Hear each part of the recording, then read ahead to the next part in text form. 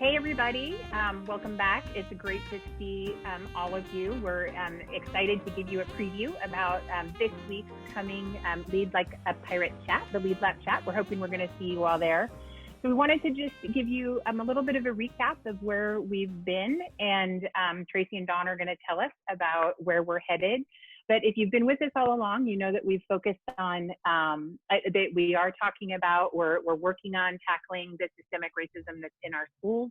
We have dealt with our own personal emotions and feelings and thoughts about what we've seen going on in the world. We've done some work around awareness. We've done some work on stick-with-itness and making sure that we don't burn out, that when we do have setbacks, that we pick ourselves back up and keep going forward. We've also talked a lot about how do you form your team? How do you have a diverse team, a village? We talked about intentional villages last week and making sure that we have the right people, the collaborators, the people who are going to work with us, not only just as part of our GritCrewEDU and to help keep us going, but the people who are actually going to work with us in our schools to do this really important work.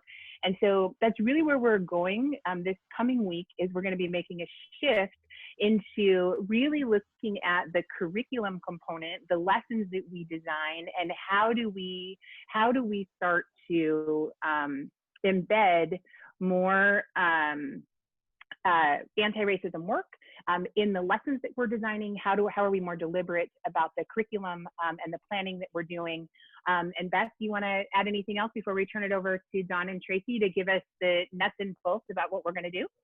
I think that's perfect. I really, you had those that joined us last week. I think we kind of found that great timing. We were able to take some time at the beginning and share the work we've been doing, and welcome each other and do those introductions, and then spend some good time in each of those questions. And then at the end, which Dawn and Traci, I'm excited to hear a little bit, we had a lot of folks ask us some really good questions at the end. So how can we embed some of that work too as we move forward? So take it away. I can't wait to hear our topic for next week.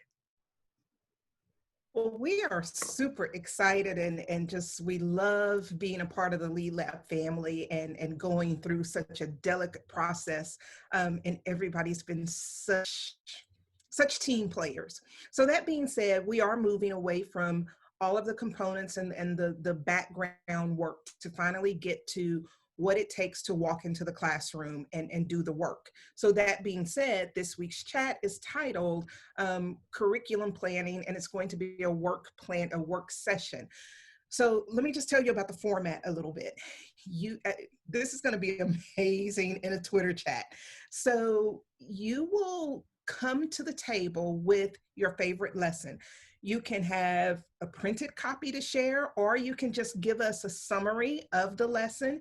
And then we're going to post by grade level. So if I have a kindergarten lesson, when I respond, it's going to still be the topic A, topic B format, but you get to post topic A, grade K. And that way, when people are looking at your lesson, they know that it's a kindergarten lesson. If there's a second grade teacher may want to look at it and say, oh, I like that, and let me kind of modify it for second grade.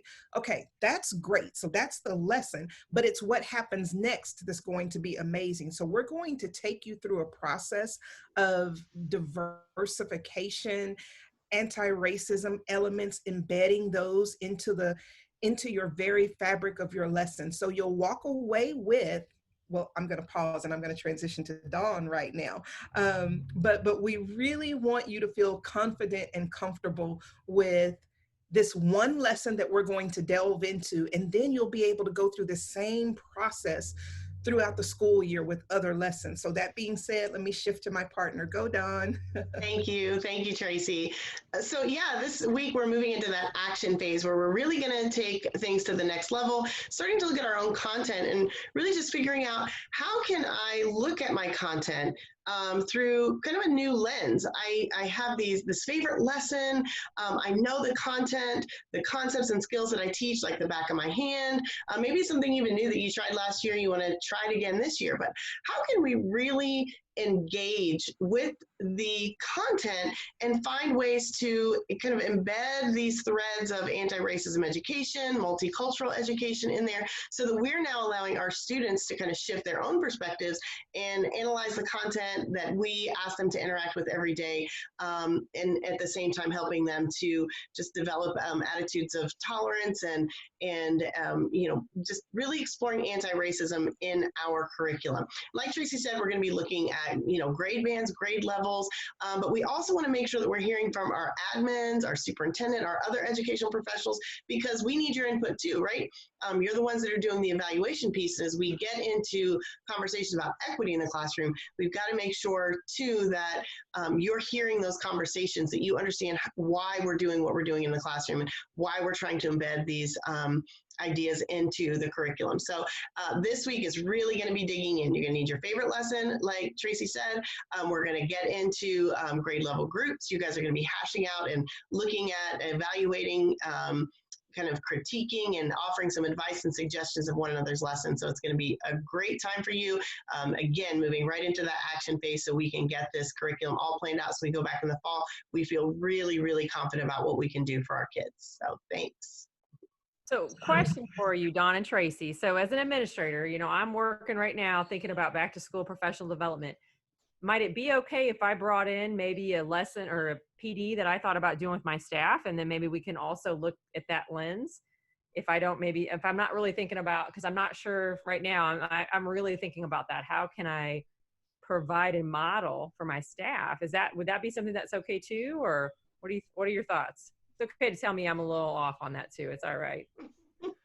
I would say that as an educator, as a classroom teacher, I would love nothing more than my administrator seeking feedback on, is this relevant?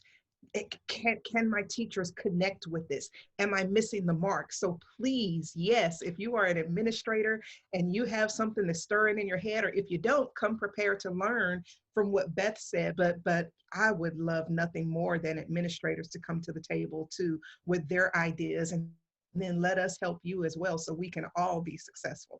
Dawn, what do you think? I think it's great, especially for our curriculum directors, our instructional coaches, anybody who's doing any kind of mentoring in the building. We definitely want those folks involved too, because that's feedback that as educators we want to receive, right? Are we doing this right? Because I think that's the biggest question that's weighing on everybody's mind right now. Are we doing it right? And we may not at first, but through this process, we're going to, again, have that grit crew, the folks that we can go to, and admin are part of the grit crew too. We've got to have you right along with us in this. It's very, very important. So definitely admin, curriculum directors, instructional coaches, anybody in charge of PD, bring what you have. We need to see it. So thanks for that question, Beth.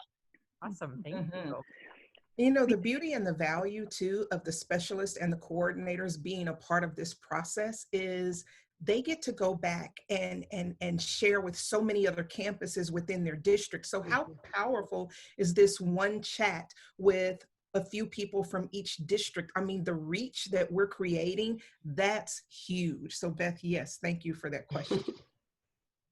Well, and Traci and Dawn, we're really excited about the direction that we're taking, and so excited to have you leading this work once again with our crew this week. And I'm really excited about this new format. So there's the creativity and thinking and really trying to get us into working groups, those breakout groups, so that you can walk away. And one of the things we've been talking about is being able to walk away from the chat, not just with some things that we're thinking about, or something else maybe that we want to learn, or an area where we want to grow, but really using the time that we have together on Saturday really as a collective group, a big giant LeadLAP, Grit Crew, EDU coming to the table and doing a work session, which we're really excited about that shift and that focus. And all of you who are going to participate on Saturday, I think you're going to have a phenomenal experience working with colleagues in the LeadLAP chat. So thank you both so much for mixing it up for us. Well, and it's all action oriented, right? Like it's not about right. Absolutely. I think Kelly would echo with me. It's not about talking the talk, it's about walking the talk. And I think that's the piece that I'm excited to be able to, I think so many educators right now, we have a lot of anxiety around what we don't know.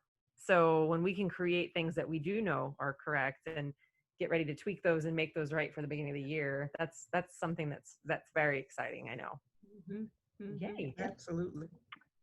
So we're looking forward to seeing everybody on Saturday. Thank you so much again, Donna and Traci, for everything that you're doing. And thanks to this entire LeadLAP crew who has the stick-with-itness coming back every single week to get better and better at equity work so that we're better and better for our kids when school starts. So thank you, everybody.